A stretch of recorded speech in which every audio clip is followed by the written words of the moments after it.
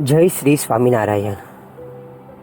આપણે જ્યારે દાન આપીએ છીએ ત્યારે કેટલું આપ્યું એના કરતાં કયા ભાવથી આપ્યું તે ખૂબ જ મહત્ત્વનું છે.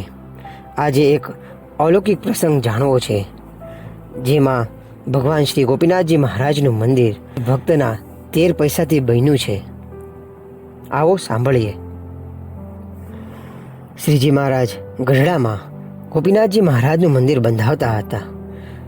દાદા ખાચરના દરબારમાં બેઠા હતા. હરિભક્તોની સભા ભરાઈને બેઠી હતી. મહારાજ ગાદી તકિયા ઉપર બિરાજમાન હતા. ત્યાં મંદિર માટે લખણી શરૂ થઈ ગઈ, એટલે કે બધા દાન લખાવતા હતા. સૌ પોતપોતાની ઈચ્છા પ્રમાણે રકમ લખાવે છે. કોઈ 1000 તો કોઈ 5000. કોઈ કોઈને આગ્રહ કરતું નથી, કોઈએ કોઈને આગ્રહ કરવો પડતો નથી. આંકડા આપમેળે જ લખાય છે. મહારાજ મંદ મંદ હસે છે. એવામાં એક બ્રાહ્મણ સભામાં દાખલ થયા. મેલો ઘેલો એનો વેશ, ટૂંકી પોતડી ને ફાટેલી ઠીંગડાવાળી ડગલી, માથા પર પાઘડી તે પણ બરાબર બાંધેલી નહીં, ફાટેલી હતી, ફાટીને ડૂચો થઈ ગઈ હતી. જેમ તેમ માથા પર દબાવીને વળગાડી રાખેલી. બધા એને ઓળખે, ઓહો, આ તો દુબળી ભટ્ટ. આ અહીં શું કામ આવ્યા છે? અહીં એનું શું કામ હતું? સભામાં બેઠેલા કાઠી દરબારો દુબળી ભટ્ટને જોઈને હસ્યા. ભલો આવ્યો ભાઈ, તારા વિના સભા શોભતી ન હતી. મંદિરમાં કેટલા 1000 દેવા છે તારે? દુબળી ભટ્ટ બાપડો સભામાં પગ દેતા ધ્રુજતો હતો. અંદર દાખલ થતાં તો થવાઈ ગયું, પણ પછી એનો પગ ભારે થઈ ગયો. એનાથી એક ડગલું પણ આગળ મંડાયું નહીં. તેનું મન કહેવા લાગ્યું, પાછો ચાલ્યો જાઉં. એક મન પાછા ચાલીને જવાનું કહે, અને બીજું મન કહે, ભગવાનનું મંદિર થાય છે, આવા પુણ્યના કામમાં તારો કોઈ હિસ્સો નહીં. કશું દીધા વગર મરશે તો તારો જીવતર એળે જશે. આ અવસર આવ્યો છે એવો ફરી તારા માટે તો આવવાનો નથી. એવી રીતે હિંમત કરીને એક એક ડગલા ભરતા જાય, પાછા અટકી જાય. કાઠી દરબારો મૂછોના થોભિયા રમાયડા કરે ને એની સામે જોઈ હસે, પણ મહારાજની એના પર નજર.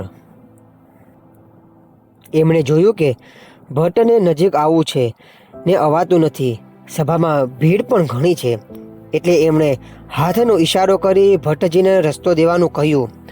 ભટ્ટજી ધીરે ધીરે આગળ આવ્યા ને આવતા જ ઢગલો થઈને મહારાજના પગમાં પડ્યા. મહારાજે ઢોલિયા પરથી ઉતરી હાથ પકડી ભટ્ટજીને ઊભા કર્યા. દુબળી ભટ્ટ હર્ષથી ગળગળા થઈ ગયા. તેમની આંખોમાં આંસુ આવી ગયા. રડતા જાય ને માથેથી પાઘડું ઉતારી પાઘડાના ફાટેલા છેડે બાંધેલી એક ગાંઠ છોડી તેમાંથી 1 પૈસો નીકળ્યો. મહારાજે સામેથી હાથ લંબાવી એ પૈસો લીધો. ભટ્ટજીએ પાઘડીની બીજી ગાંઠડી છોડી બીજો પૈસો મહારાજના હાથમાં મૂક્યો. ભટ્ટજી ગાંઠો છોડતા રહ્યા ને મહારાજ તેમની સામે હાથ લાંબો કરી ઊભા રહ્યા. એક એક કરીને ભટ્ટજીએ ચિતરેલા હાલ થઈ ગયેલા પાઘડાની આવી 13 ગાંઠો છોડી ને 13 પૈસા કાઢી મહારાજના હાથમાં મૂક્યા. પછી દંડોત પ્રણામ કરી બોલ્યા, મહારાજ આટલું જ છે, ગોપીનાથજીની સેવામાં સ્વીકારવા કૃપા કરો. મહારાજે ભટ્ટજીની દરિદ્ર હાલત જોઈને કહ્યું કે, ભટ્ટજી પૈસા રાખો, નવું પાઘડું લાવજો. જવાબમાં ભટ્ટજી હાથ જોડીને કહે, ના મહારાજ, આ પાઘડું તો બરાબર છે. હવે હું કેટલું જીવવાનો છું, વધારે તો કાંઈ છે નહીં મારી પાસે. જે છે તે આ 13 પૈસા છે. એટલું આજે સારા કામમાં વાપરી શકું તો મારો જન્મારો જીતાઈ ગયો, સફળ થઈ ગયો. આટલું કહી પાઘડું માથા પર મૂકી ભટ્ટજી પાછા વળી ગયા. મહારાજની પ્રસન્નતાનો પાર ન હતો. તેમણે જય બોલાવી. બોલો ગોપીનાથજી મહારાજની જય. આખી સભાએ જય ઘોષ ઝીલી લીધો. કાઠી દરબારો વિચારમાં પડી ગયા. કહે, અમે આવા મૂછાળા થેલીયું ભરીને પૈસા કાઢી આવેલા, ત્યારે જય ન બોલાવી, ને અત્યારે આ દુબળી ભટ્ટે માત્ર 13 પૈસા આપ્યા અને જય બોલાવી. સુરા ખાચરથી તો રહેવાનું નહીં. તેમણે હિંમત કરી મહારાજને પૂછી નાખ્યું, મહારાજ આ જય શાની? મહારાજે કહ્યું, મંદિર પૂરું થઈ ગયું, હવે ઉઘરાણું કરવું નહીં પડે. ઓહો, એવું તે ભટજીએ શું આપ્યું મહારાજ? મહારાજે હાથમાંના પૈસા દેખાડીને કહ્યું, 13 પૈસા. સોરા ખાચરે કહ્યું, જેને ઘેર માણકી ઘોડ્યું પૂંછડા ઝાડકે છે ને જે થેલીયું કાઢી દે છે એનાથી મંદિર પૂરું ન થયું ને આ 13 પૈસાથી થઈ ગયું? મહારાજે કહ્યું, જુઓ, જેણે થેલીયું આપી એણે એવી કેટલી બીજા ઘરમાં રાખીને આપી, પણ આ ભગતને તો નથી ઘરબાર ને નથી ખેતર, પહેરવાય લુગડાય નથી, યજમાન વૃત્તિ કરી એ પેટ ભરે છે. આટલા વર્ષે એની પાસે મૂડીમાં આ 13 પૈસા ભેગા થયા છે, તે બધાય એણે ગોપીનાથજીની સેવામાં ધરી દીધા. ભગવાનની નામે આપતી વખતે તમને બધાને તમારું કેમ નભશે એની ચિંતા થઈ, એટલે તમે તેની પહેલી જોગવાઈ કરી. ઘરબાર, ઢોર ઢાંખર, ખેતરવાડી અને મૂડીઓ ખરી જ તો બધું સલામત રાખી તમે થોડું આપ્યું. તમને એટલો ભગવાન પર ભરોસો ઓછો. તમે ભૂલી ગયા કે સૌના કરતા હરતા તો ભગવાન જ છે. આવું સાંભળીને સુરા ખાચર કાંઈ બોલ્યા નહીં. કાઠી દરબારો હવે માથા હલાવ્યા.